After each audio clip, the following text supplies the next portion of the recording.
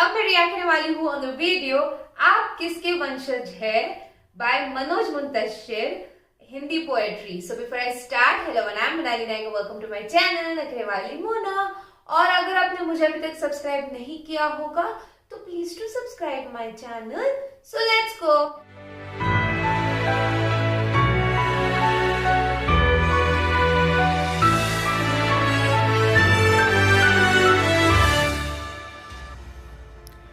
2400 साल पहले भारतवर्ष की इसी धरती पर चाणक्य ने घोषणा की थी कि जो राष्ट्र शास्त्र पढ़ना छोड़ देता है वो समाप्त हो जाता है। क्यों कहा था ऐसा चाणक्य ने? क्यों जरूरी है कागजों में छुपे अतीत को जानना? क्योंकि अतीत को जाने बिना भविष्य निर्माण की कोई संभावना है ही नहीं। जो देश अपना इतिहास भूल जाता है उसका भूगोल अपने आप समाप्त हो जाता है। जो लोग भुला देते हैं तारीख को अपनी, उन लोगों का ज्योग्राफिया बाकी नहीं रहता। पिछली कई सदियों से हमने अपने इतिहास की जमीनें लावारिस छोड़ रखी हैं। हम न उन जमीनों की ओर देखते हैं, न वहां जाते हैं, न परवाह करते हैं कि हमारे बाप दादा की जमीनों में कौन सी फसल बोई जा रही है और वो फसल कौन बो रहा है, किस नीयत से बो रहा है या फिर किस बदनीयती से बो रहा है। कहीं ऐसा तो नहीं कि हमारी उपेक्षा कुछ शैतानी ताकतों के लिए मुंह मांगी मुराद बन गई और उन्होंने गौतम और नानक के इस जमीन में कलंक के बीज बो दिए। बिल्कुल यही हुआ है। तभी तो हम इस हद तक ब्रेन वॉश्ड हो गए कि अचानक हमारी प्री प्राइमरी टेक्स्ट बुक में गा से गणेश हटा के गा से गधा लिख दिया गया और हमारे माथे पर बल तक नहीं पड़ा। हमारे घर तक आने वाली सड़कों के नाम भी किसी अकबर, हुमायूं, जहांगीर जैसे ग्लोरीफाइड डकैत के नाम पर रख दिए गए और हम रिबन काटते हुए मौका परस्त नेताओं को देखकर तालियां बजाते रहे। अचानक नैरेटिव बदल दिया गया। आदर्श राज्य कैसा होता है? जैसा अकबर का था। अच्छा, तो राम राज्य क्या था? वो आदर्श नहीं था। और अकबर के राज में हजारों किसानों को जजिया न देने के लिए फांसी पर टांग दिया गया था। ये आदर्श राज्य में होता है? ये तो हमें ढोल बजा के बताया गया कि अकबर ने जजिया माफ कर दिया था, लेकिन माफी से पहले जजिया का खूनी इतिहास हमें कभी नहीं पढ़ाया गया। और उसी अकबर ने वापस गैर मुसलमानों पर जजिया लाद दिया था, यह भी नहीं पढ़ाया गया। चित्तौड़गढ़ में 30,000 सिविलियंस को जिहाद के नाम पर काट डालने वाला आदर्श राजा था। आगरे के किले के सामने मीना बाजार लगवाने वाला जिल्ले इलाही था। जिल्ले इलाही यानी खुदा की परछाई। यह कौन सा खुदा है जिसकी परछाई इतनी काली है? मुझे अफसोस होता है जब मेरे कुछ मुसलमान भाई मुगलों और तुर्कों की तरफ उठने वाली उंगलियों को इस्लाम की तरफ उठने वाली उंगली मान लेते हैं और उसके खिलाफ हो जाते हैं। जागिए, आप अकबर के वंशज नहीं हैं। आपके पूर्वज वही हैं जो हिंदुओं के हैं। आपका इतिहास वही है जो हिंदुओं का है। और अकबर ने तो इस्लाम को जड़ से मिटा देने के लिए कोई कोशिश बाकी नहीं रखी। पढ़िए इतिहास, समझिए दीन इलाही को। आप जान जाएंगे कि अगर अकबर का बस चलता तो इस्लाम का नामो निशान तक बाकी नहीं रहता। अपने हीरोज और विलेंस जात पात से ऊपर उठकर चुनिए, जो इस महान देश की परंपरा है। रावण कौन था? एक ब्राह्मण था। भगवान ब्रह्मा की डायरेक्ट ब्लड लाइन में जन्मा था। लेकिन आपने किसी ब्राह्मण को रावण की स्तुति करते हुए देखा है? हम सिर्फ इसलिए रावण को हीरो बना दें कि वो हमारी जाति का था, इतना छोटा नहीं सोचते हम। रावण खलनायक था और हम रहती दुनिया तक दशहरे में उसका पुतला फूंकते रहेंगे। और हम ही नहीं, हर जागा हुआ समाज यही करता है। अपने नायक और खलनायक बड़ी सावधानी से चुनता है। हिंदुस्तान में एक बहुत बड़ा तबका महमूद गजनवी को हीरो मानता है। ये लुटेरा अफगानिस्तान के एक छोटे से गांव गजनी से आया था और भारत पर इसने बेतहाशा जुल्म ढाए। सोमनाथ का पवित्र मंदिर हमारी आंखों के सामने लूट लिया और हम खड़े देखते रह गए। तो होना तो ये चाहिए था कि अफगानिस्तान गजनी को शूरवीर मानता और उसके नाम पर मॉन्यूमेंट्स बनवाता। लेकिन सच ये है कि अफगानिस्तान के इतिहास में गजनी की कोई जगह है ही नहीं। उसका जिक्र तक बड़ी मुश्किल से मिलता है। अफगानिस्तान के मुसलमानों ने हिंदुओं का मंदिर लूटने वाली अपनी इस नालायक औलाद को डिसोन कर दिया, अपनी ऐतिहासिक जायदाद से बेदखल कर दिया। और दूसरी तरफ इतिहास में जगह किसको दी? कनिष्क को, जो कि कुश डायनेस्टी में जन्मा भारतवर्ष का एक महान बौद्ध राजा था। अफगानिस्तान में कनिष्क के नाम पर होटल्स हैं, इमारतें हैं, जबकि वो मुस्लिम देश है। लेकिन यही तो बात है कि हीरोज चुनते हुए हिंदू, मुसलमान, बौद्ध और क्रिश्चियन नहीं देखा जाता, बस चरित्र देखा जाता है, बशर्ते हमारे पास इतनी तटस्थ, इतनी न्यूट्रल आंखें हों। अफगानिस्तान ने अपनी पूजा पद्धति बदली, अपनी संस्कृति नहीं बदली। वो भारत के पूर्वजों को आज भी अपना पूर्वज मानते हैं और इससे सिद्ध होता है कि धर्मांतरण के साथ राष्ट्रांतरण होना जरूरी नहीं है। एक और इस्लामिक देश है इंडोनेशिया, जहां 87% 87% मुसलमान हैं, लेकिन वहां रामलीला ऐसी धूमधाम से होती है कि देखने वाले देखते रह जाएं। इंडोनेशियंस भी राम को अपना पूर्वज मानते हैं। उन्हें इस बात से कोई फर्क नहीं पड़ता कि उनके घरों में रामचरितमानस की जगह कुरान रखा हुआ है। धर्म अलग है तो क्या, पूर्वज तो एक हैं।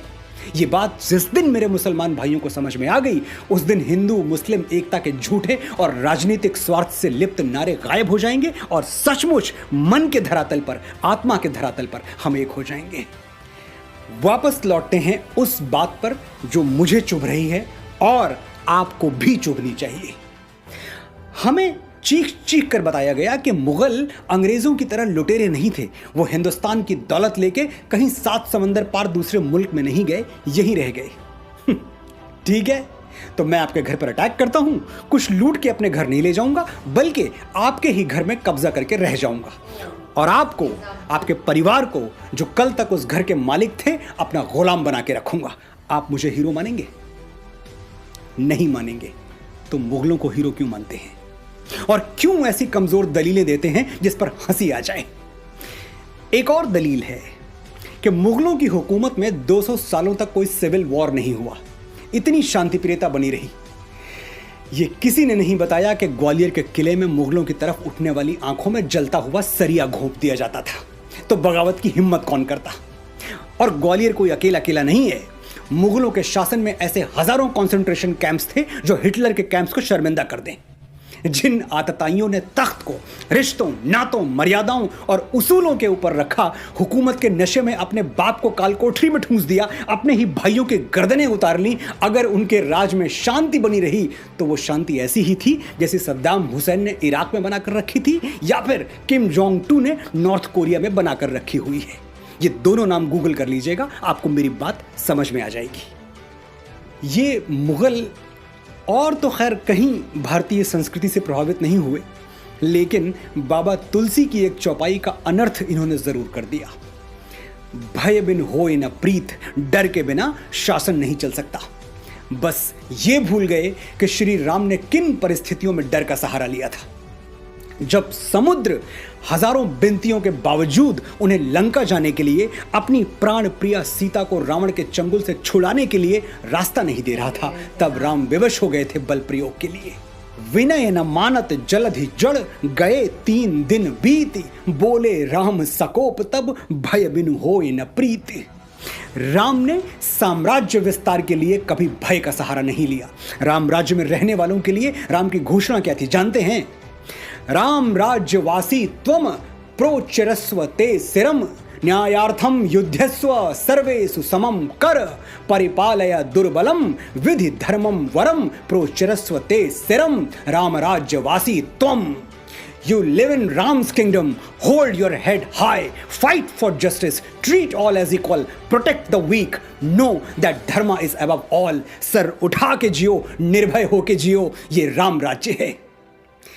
ऐसे राज्य की तुलना अकबरी कुशासन से हंसी आती है। हम सदियों से इस बात पर खुश होते आ रहे हैं कि शेर शाह सूरी ने दुनिया की सबसे लंबी सड़क बनवा दी, लेकिन श्री राम ने समुद्र पर, पानी पर पुल बना दिया। इसके लिए हम सैटेलाइट इमेजेस मांगते हैं, वरना विश्वास ही नहीं करेंगे। महाराणा प्रताप ने हल्दी घाटी का युद्ध हारा नहीं, ये सिद्ध करने में उस महान मेवाड़ी वीर की आत्मा को 450 साल लग गए। उस दिन हल्दी घाटी में वो राजपूत कुलद्रोही मान सिंह तो महाराणा को नहीं हरा पाया, लेकिन हमारे अविश्वास ने हरा दिया। और महाराणा कोई अकेले नहीं है, पता नहीं अपने कितने वीरों को हमने गुमनामी की अंधी सुरंग में एड़ियां रगड़ के मर जाने दिया, और उन जालिमों को झुक के सलाम बजाते रहे जिनके दुष्कर्मों से भारत मां आज भी खून के आंसू रो रही है। समय आ गया है कि हम अपने गिरेबान में झांक कर देखें। जयचंद के नाम पर हम थूकते हैं, लेकिन एक पल के लिए ठहर के सोचिए, कहीं जाने अनजाने हम भी अपनी संस्कृति और सभ्यता के जयचंद तो नहीं बन रहे, उससे छल तो नहीं कर रहे। मैं प्रेम के मीठे गीत लिखने वाला एक साधारण सा लेखक हूं। आज मेरी बातों में आपको क्रोध और कड़वाहट नजर आई होगी, लेकिन मैं इसके लिए क्षमा प्रार्थी नहीं हूं। मेरा ये क्रोध अगर करंट बनकर आपको नींद से जगा दे तो मैं इस क्रोध का आभारी रहूंगा। मुझे खुद जागने में कई बरस लग गए, आप इतना लंबा समय ना लें।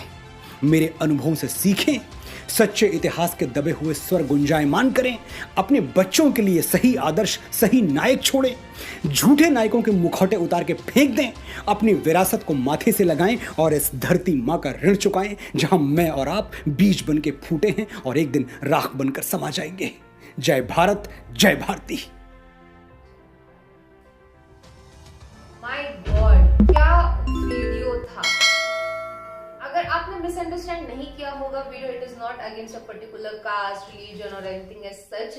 It was against those glorified heroes जिसको हमको टेक्स्ट बुक में बताया गया है, एंड एक्चुअल हीरोज को कहीं ना कहीं ढक दिया गया है और उसके बारे में नहीं बताया गया है। एंड आंखें खोलने के लिए ये वीडियो कि तुम समझो कि रियल हीरोज कौन है और रियल हीरोज हमने किसको मानना चाहिए। एंड जिस तरीके से उन्होंने पोर्ट्रे किया है, विच इज वाव। मैं अगर बात करना चाहती हूँ छत्रपति शिवाजी महाराज की भूमि पे मैं रहती हूँ। छत्रपति शिवाजी महाराज ने ही फॉट अगेंस्ट मुगल्स, और उनके गुट में बहुत सारे थे, मराठा थे, नाइक्स थे, तो उनके गुट में मुसलमान भी बहुत थे, वो फाइटिंग अगेंस्ट मुगल्स। तो इवन तब भी लोगों को पता था कि बाबा कौन हीरो है कौन विलन है। सो जस्ट एक रिलीजन के नाम पे, जैसे उनको कहना था कि जस्ट बिकॉज रिलीजन के नाम पे हम किसी को हीरो नहीं बना सकते हैं। फॉर एग्जाम्पल जैसे उन्होंने कहा था कि रावण का एग्जाम्पल दिया कि रावण इज ब्राह्मण, तो इसके वजह से उनको हीरो बनाया दिया गया था। नहीं, उनके पुतले तो जलाए जाते हैं। तो जो हीरो नहीं है, जो विलन है, जिन्होंने बुरे काम किए, बुरे कर्म किए हैं, उनको हीरो मानना बंद कर दो। ये उनका एक सीधा सरल पॉइंट था। अगर आप लोग मिसअंडरस्टैंड ना करो, क्योंकि मैं भी कभी रिलीजन के ऊपर कभी कोई भी बात नहीं करती, नेवर एवर, बट इनके पॉइंट्स जो मुझे लगे सही, वो मैं मतलब सारे सही थे, वो मैं आपको बता रही हूँ कि ये कितने मीनिंगफुल थे। अब मैं बात करूं यहाँ पे किसी के तो कमेंट जो ऊपर ही दिख रहा है कि वीडियो वापस आ गई, यूट्यूब को वीडियो वापस लानी पड़ी, मतलब वीडियो डिलीट हो चुकी थी शायद, एंड फिर वापस कुछ हो गया होगा, फिर वीडियो वापस आ गया। उसके बाद मुझे रिकमेंड हुआ एंड मैंने ऐसे ही सोच लिया कि लेट्स रिएक्ट समथिंग डिफरेंट, कुछ तो अलग वीडियो है, रिएक्ट करके देखते हैं। पहले पता नहीं होता वीडियो में क्या होता है, और रिएक्ट करने के बाद I was like my God. जिस तरीके से वीडियो स्टार्ट हुआ कि चाणक्य ने कहा था कि जो राष्ट्र शास्त्र पढ़ना भूल जाता है वो समाप्त हो जाता है।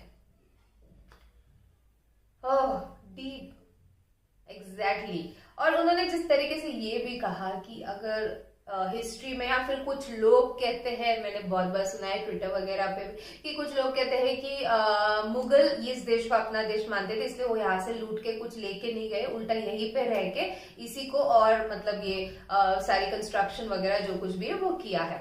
तो जिस तरीके से इन्होंने एग्जाम्पल दिया कि आपके घर पे कोई आ जाए, वहीं पे रह जाए, उसको अपना ही घर मान ले, इसको लूट के नहीं गए बट इसको अपना ही घर मान के रह जाए। मतलब फॉर एग्जाम्पल टाइल्स बिठा दे, पीओपी कर दे, ग्लोरी, मतलब बहुत अच्छा कर दे, एकदम मस्त लग रहा है सब घर, बट तुमको तुम्हारा ऊपर वो कब्जा है, यू डोंट हैव फ्रीडम। तो समझो who are heroes and who are not. It was about Mughals, about history, about कि तुम्हारे टेक्स्ट बुक पे क्या पढ़ाया जाता है, ये हीरोज है, इनके बारे में कुछ है टेक्स्ट बुक में एंड ऑल। तो it was all about it. तो आपको क्या लगता है इस वीडियो के बारे में, आप मुझे कमेंट सेक्शन में नीचे जरूर बताना। मैं पहले बार कुछ ऐसे वीडियो पे रिएक्ट कर रही हूँ, तो ये मेरा रिएक्शन ऑन द वीडियो आप किसके वंशज है बाय मनोज मुंतशिर। आपको और भी ऐसे वीडियोस देखने हैं तो प्लीज इस वीडियो को ज्यादा से ज्यादा लाइक करो गाइस, ज्यादा से ज्यादा शेयर करो, क्योंकि आपकी व्यूज पे ही मुझे पता चलता है मेरे ऑडियंस को क्या देखना पसंद है क्या नहीं। तो प्लीज बाकी परत मियाँ